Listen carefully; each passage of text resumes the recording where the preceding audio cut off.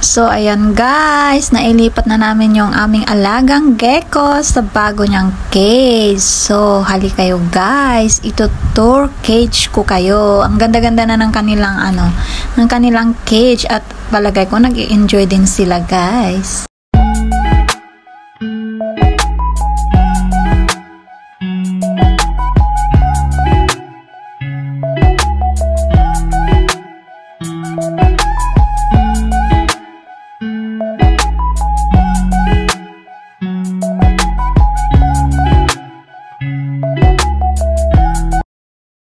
So, ito na guys, ang kanilang bagong cage. Ayan, nilagyan na namin ng decoration para naman mas ma-enjoy nila ang kanilang bagong environment. So, ayan guys, tingnan nyo guys, yung buntot niya guys. So, nagtatago na siya dyan sa kanyang sa kanyang puno.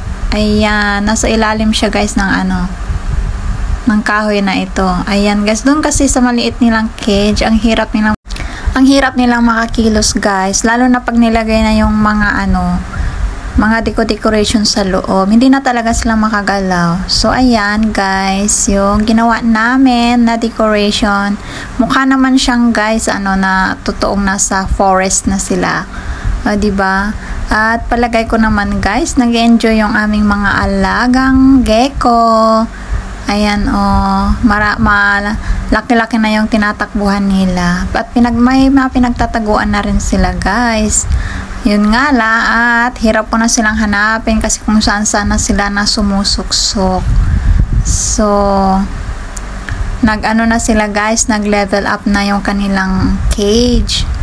Ito yon si Tanggol, guys. Siya yung nasa taas.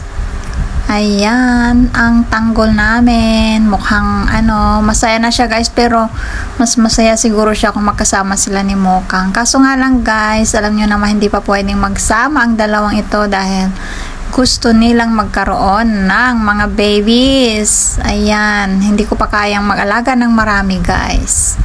So, ito naman guys, si Mokang. Ayan, nasa baba din siya ng ng kids ni Tanggol. Ayun, andun lang siya nakatago sa may ilalim ng na yan, kuweba na yan. Ganon din yung decoration.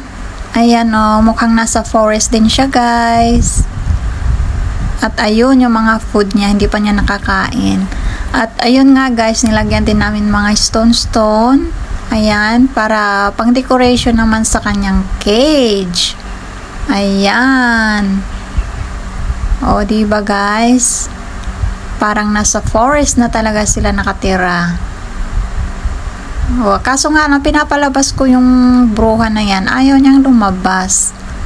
Mukhang nag-i-enjoy siya sa loob ng kanyang kuweba. Ang init-init pa naman dito ngayon guys, pero feeling ko giniginaw kaya nagtatago lagi sa kuweba. Ayan, akala niya siguro kukunin ko na siya. Ay, hindi ko siya pwedeng hawakan, natatakot akong hawakan pa siya guys. Hindi muna sa ngayon, hindi pa ako nasasanay guys na hawakan siya pero yung na touch ko dati yung likod, magaspang yung likod, parang hi, mukhang lumabas ka dyan at halika dito at mag video tayo para naman makainganyo tayo ng mga subscriber na mag-subscribe sa ating channel guys. Ayan, ito naman sa baba guys, yung nilagay namin yung mga gamit nila.